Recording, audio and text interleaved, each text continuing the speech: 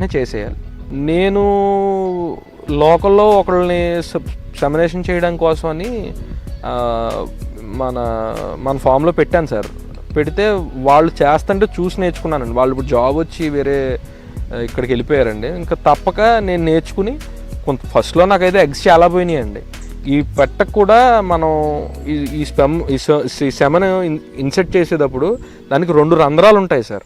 ఒకటి ఈ షిట్ ఏదైతే ఈ విసర్జన ఏదైతే చేస్తుందో ఆ రంధ్రం అండి, ఒకటి ఈ గుడ్లు బయటకు వచ్చే రంధ్రం అండి. నాకు ఇది తెలియక ఫస్ట్లో నాకు ఎక్స్పీరియన్స్ లేక ఇది ఏదైతే విసర్జన వస్తుందో దాంట్లోకి ఎక్కించేసేటండి. ఈ ఓవులేషన్ జరిగి హోల్లోకి నేను ఎక్కించలేకపోయాను కొన్నాళ్ళు.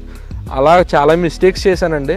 తర్వాత అలా నెమ్మదిగా నేర్చుకుని ఇప్పుడు పర్ఫెక్ట్ అయ్యాను సార్. మనకు స్పోమ్ రావాలి తీయాలి అంటే ఖచ్చితంగా కోడిపుంజు 18 నెలలు దాటి ఉండాలి సార్.